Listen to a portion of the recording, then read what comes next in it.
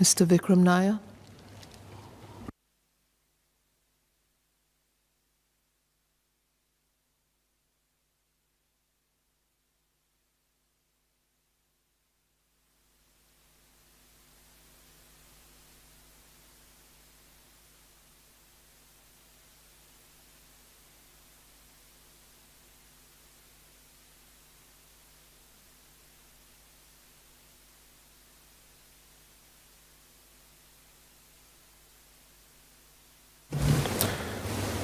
Madam Deputy Speaker, the progress of women's rights has been long drawn and hard fought in many parts of the world.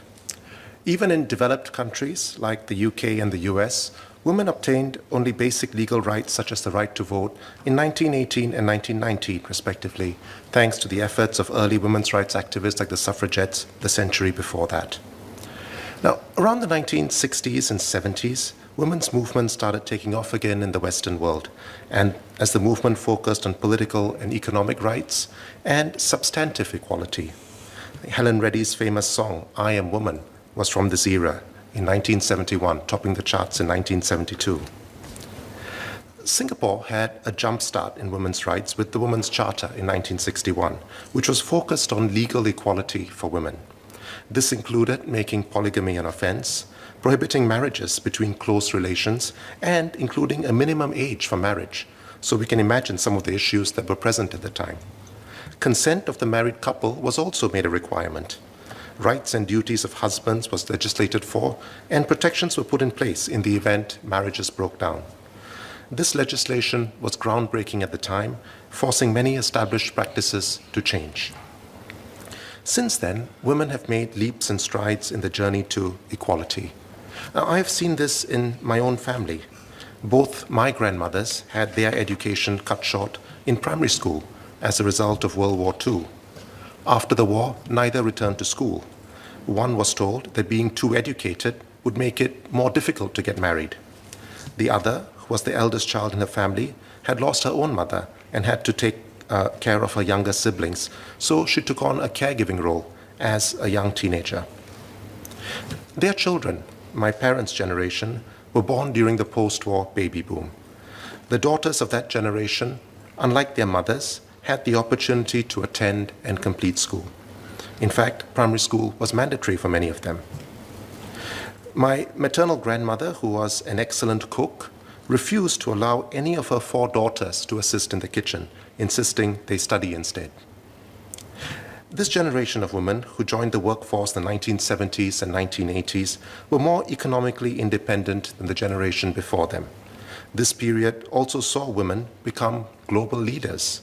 Leaders of this era included Golda Meir in Israel, Margaret Thatcher in the UK, Indira Gandhi in India, and Benazir Bhutto in Pakistan. It was quite clear that women were capable of leadership at the highest levels.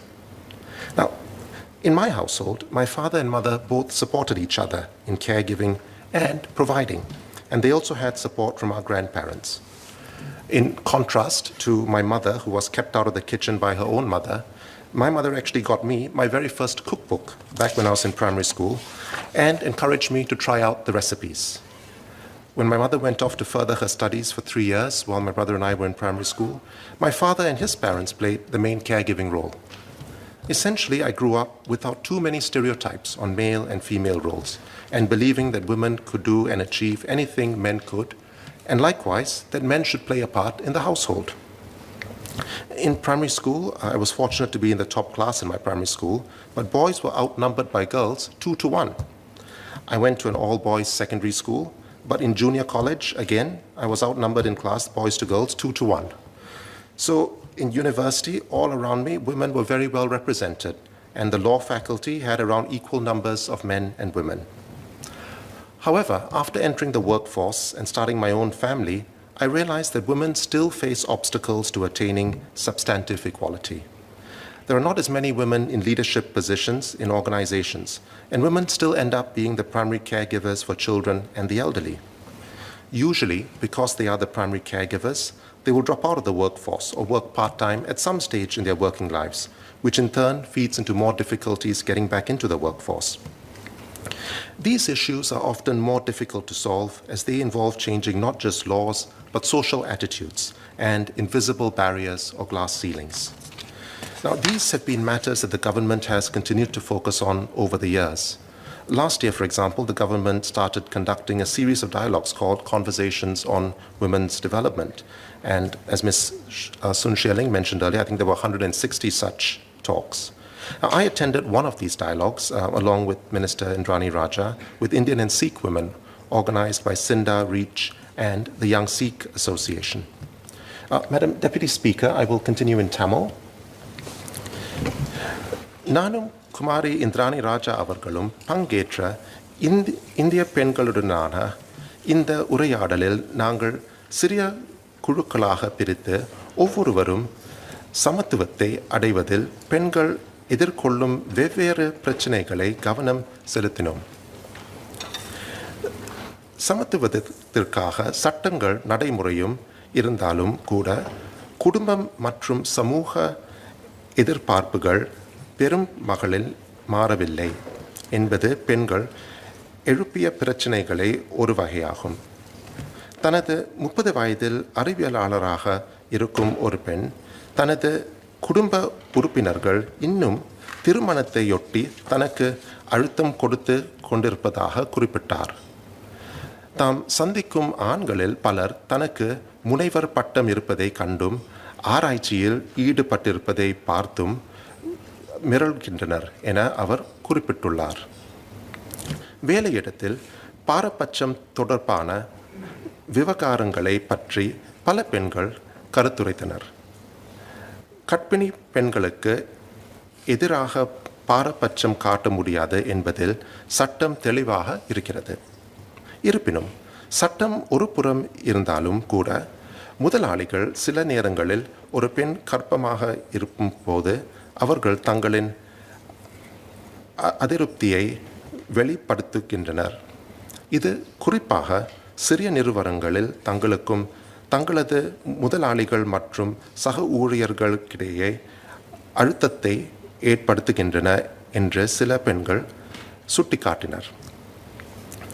திறன்கள் மற்றும் தகுதிகள் இருந்தாலும் கூட பராமரிப்பு கடமைகள் ஈடுபடுகிற ஊழியர் அணியிலிருந்து பல ஆண்டுகள் விலகியிருந்த வயது முதிர்ந்த பெண்கள் மீண்டும் பொருத்தமான வேலை தேடுவதில் சவால்கள் உள்ளன. பராமரிப்பின் தொடர்பில் குழந்தை பராமரிப்பு மற்றும் மூத்தோர் பராமரிப்பு வசதிகள் கிடைப்பது அன்பிற்குரியவர்களை பராமரிப்பதற்காக ஊழியர் அணியிலிருந்து விலகியிருக்கும் நேரத்தை குறைக்க உதவியாக சிலர் குறிப்பிட்டனர். இருப்பினும் மூத்தோரை கவனித்து கொள்ளுவோருக்கான ஆதரவு குழந்தை பராமரிப்புக்கு ஏற்கனவே உள்ள விரிவான ஆதரவோடு ஒப்பிடுகையில் இன்னும் பின்தங்கியிருப்பதாக அவர்கள் குறிப்பிட்டனர். மூத்தோர் பராமரிப்பு விடுப்பு வழங்கப்படுவதில்லை மற்றும் மூத்தோர் நடவடிக்கை மற்றும் பகல் நேர பராமரிப்பு நிலையங்கள் எளிதில் அணுகக்கூடியவையாக இல்லை. அன்பிற்குரியவர்களை அவர்களுடைய அந்திம காலங்களில் கவனித்து கொள்ளும்போது அதில் மன ரீதியான பலமும் அதிகடிப்படையாக இருக்கும். மேலும் வழக்கத்திற்கு மாறாக வாழ்க்கை சூழ்நிலைகளில் பெண்கள் எதிர்கொள்ளும் களங்கம் மற்றும் ஒரு விஷயமாக எழுப்பட்டது. இதில் திருமணமாகாத ஒற்றை தாய்மார்களும் உள்ளடங்குவர். திருமணமான தாய்மார்களுடன் ஒப்பிடுகையில் திருமணமாகாத தாய்மார்களுக்கு இன்னும் மோசமான சூழ்நிலைகள் இருந்தாலும் கூட அவர்களுக்கு கிடைக்கும் அனுசூலங்கள் குறைவாகவே உள்ளன. மேலும் விவாகரத்து போன்றவை இன்னும் களங்கத்தை ஏற்படுத்துவதால் சிலர் இன்னும் துன்புறுத்துக்கு ஆளாகும் திருமணங்களில் நீடித்து வருகின்றனர். இருப்பினும் கூட கிட்டத்தட்ட அனைத்து பெண்களுக்கு தங்கள் வாழ்க்கைகளில் பெண்கள் பிரச்சனைகள் தொடர்பாக முன்னேற்றங்கள் பெரிதளவில் ஏற்பட்டுள்ளதாகவும் தங்கள் தாய்மார்கள் மற்றும் பாட்டிமார்களை விட அவர்களுக்கு சிறந்த வாய்ப்புகள் இருந்து வருது வகையும் ஒப்புக்கொண்டனர். இருந்தாலும் கூட செய்ய வேண்டியவை இன்னும் அதிகம் உள்ளன. Madam Deputy Speaker, in English. Madam Deputy Speaker, the journey to get more equal outcomes for women is ongoing, and one that our government has been pushing hard since independence. I thank my colleagues from the Workers' Party for their support in this important journey. As the motion rightly acknowledges, this is a whole of society effort to remove the barriers, both visible and invisible, to help women achieve their full potential.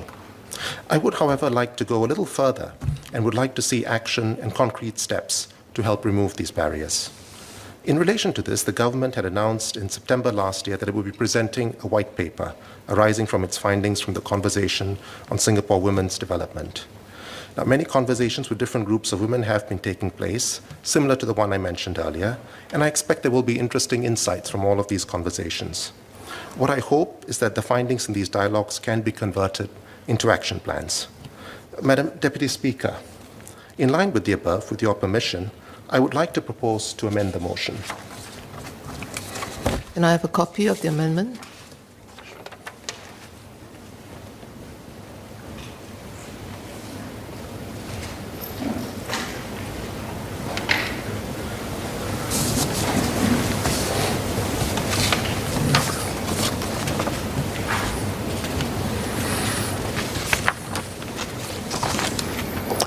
The amendment is in order.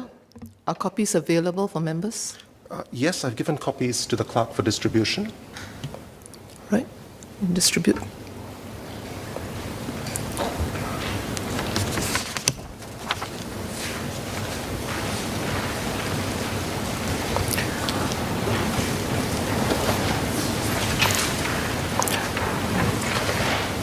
Please move your amendment. Madam Deputy Speaker, I beg to move in line 3 after the word society to add the following words: and looks forward to action plans in the upcoming government white paper arising out of the conversations on Singapore women's development. Now, the motion as proposed by the Workers' Party is one that I think everyone in this House agrees with, and as my colleague Ms. Sun Xie-ling has set out, has been in line with the government's efforts since inception and over the last year. The additional words I'm proposing are to tie the spirit of the motion with concrete action, which I hope the government will put forward in its white paper. I propose the debate of this amendment take place concurrently with the debate on the main topic, and I look forward to support for this amendment from my colleagues in the Workers' Party too. I'm sure that they would want to see what plans the government has in store as well for these issues to be raised. Madam Deputy Speaker, I beg to move. It has been proposed as an amendment in line 3 after the word society to add the following words: and looks forward to action plans in the upcoming government white paper arising out of the conversations on Singapore women's development. It may be convenient that the debate on the original motion and on any other amendments moved by the members be proceeded with simultaneously as a debate on a single question. Do I have the honourable members' agreement to this?